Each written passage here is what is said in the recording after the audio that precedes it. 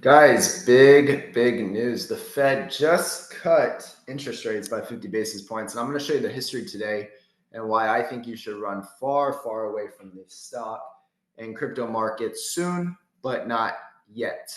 Okay. All I ask that you drop a like, subscribe, of course, and leave a comment down below. Let me know when you think the correction will begin. With that, let's get right into it. This is not financial advice, not financial advisor. This is all just my own opinion.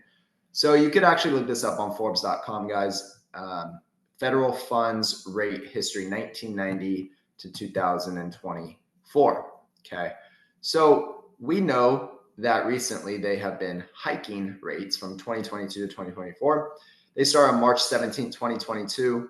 The last one was September 18th, 2020. Actually, I'm sorry, this is a cut right here. So the last hike was July 26, 2023. So let's look at the SPY really quick. From March 17th, 2022 to July 26, 2023. And then we're going to get into Bitcoin and XRP at the very end. If you're into XRP, you could stay till the very end for that cryptocurrency. So March 17th, 2022. What does this look like right here? So let's go back to 2022. March 17th, 2022 is right here.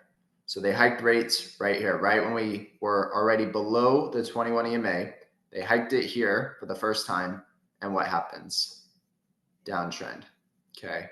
And they were hiking rates all the way from this little fake out that they did on the 21 EMA right here. Actually zoom in for you guys because we study this stuff, 21 EMA and stochastic RSI, everything that you need to know. By the way, you can join the Patreon and you can get call outs like DraftKings at $34, Dogecoin at 8.5 cents. I'm doing a Jasmy giveaway, 3,000 Jasmy coin to one random member at the end of this month. Make sure you join. Unity software update, Ethereum update, RKLB, Rocket Lab update, right? SoFi, of course. So we're talking about a lot of different ones. Prices do go up in about 8 days if you want to get in. Links are down below.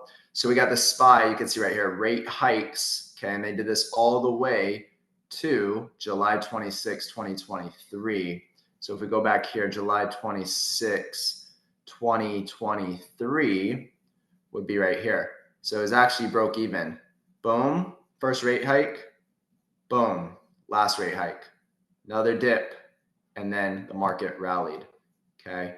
So let's go back in time even further. We have some rate cuts. This is what everyone cares about, right? Rate cuts get very bearish soon, I believe, on the stock market. In 2020, this was more of a needs to happen. This wasn't a strategic plan, I don't think. This was due to COVID.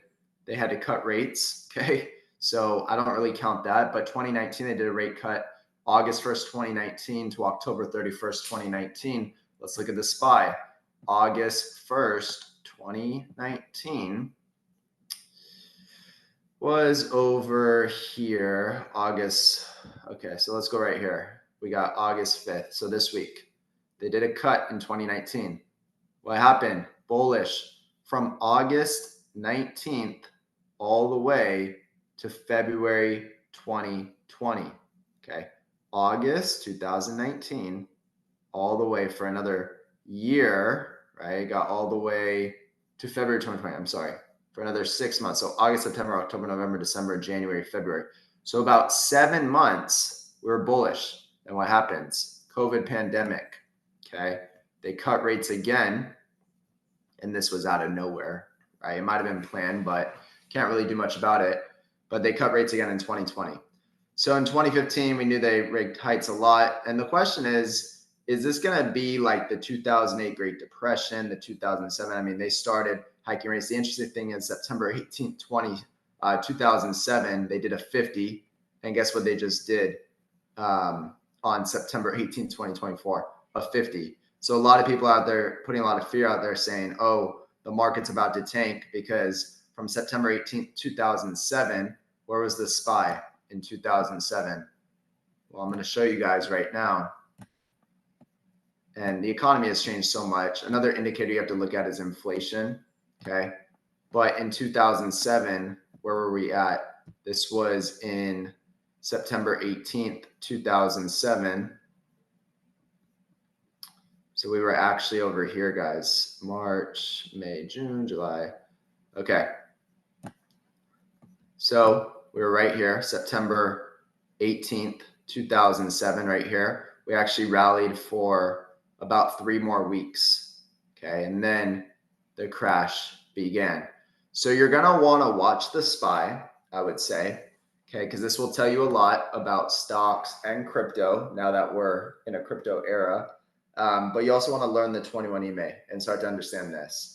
Okay, so rate cuts, it could definitely be very bearish. I think more long term. I don't think right now. I think the next couple months into the end of the year is going to be really good for certain stocks and crypto. You want to make sure you're holding the right ones. And I share that all with you guys in my Patreon buys and sells with certain stocks and crypto. But this is where we're at right now, right? So if we look today at the SPY, and then we're going to get into Bitcoin. Right now we're above the 21 EMA. We're not showing signs of getting below it like we have before over here, right? This was in 2022, very bad year. So once we crossed below it and we had a candle close and then we retested it, time to get out, very bearish. Right now, we haven't closed below it and we haven't retested it. So I'm still very bullish on the stock market. Again, I'm not a financial advisor. This is not financial advice. This is just my own opinion. But that's kind of what you want to do with rate cuts, is I do think this will all fall over very soon. I think the real estate market will come crashing down very soon. But as of right now, I don't think so. And then you look at Bitcoin, this is really what we need to do. First, I want you guys to notice that every time for the RSI, when we break above this descending trend line, like we did in January of 2023, what happened? We rallied. We did it again in October 2023. What happened? We rallied. Guys, we just did it again for Bitcoin in September of 2024. Descending trend line, descending trend line, descending trend line. Here's an even bigger one. This was all a downtrend. Okay. Descending trend line, broke out of it January 2023. What happened? Crypto goes on a massive rally. So again, I think a crash is coming. I just don't think it's yet. We're also above the 21 EMA for Bitcoin right now, which is a very good sign. And the stochastic is pointing up on a weekly time frame. I'll be very interested in buying more Bitcoin if we can close above these trend lines. Okay. Let's say we do it this week. Well, we need to get above about 69,000. We need a clean close above 69,000. We need some daily candle closes above these first two lines right here. Right now, we're at 63. We got some time. This could still fall over, okay? Do I think it's going to happen? No, I don't, because we're above the 21 EMA. This is all pointing up. This broke, which has shown us before that the uptrend is coming. But you guys got to wait weeks to months out for Bitcoin, okay? Looks very good, though. Let me know down below your thoughts on it. And then if we look at XRP, you can see we're still testing these stupid lines right here. All these wicks right here, we're getting rejected. Once we break above this, guys, and we close above 62-ish, let's say, big stack of volume, that's it for XRP. There's no more of buying it down here, buying it in this wedge. This is 7 years of a wedge right here. This is 4 years of support built up right here. XRP is going to have a massive rally. I hope you're ready for it. We're above the 21 EMA on a weekly time frame. So again, I would definitely run very soon, and I'm going to be selling a ton of my crypto, okay, over the next several months. 6 to 12 months is really what I'm thinking right now. I think there will be a crash in 2025. I already see it in real estate right now out here in California. Houses are coming down. People are dropping their prices by 30, 40, even 50,000 for some homes, right? And these are average $1 to $1.5 million homes. So homeowners are getting scared out there. Something's coming. The question is, what are you going to do? Appreciate you guys for being here. Make sure you subscribe, and we'll see you on the next one.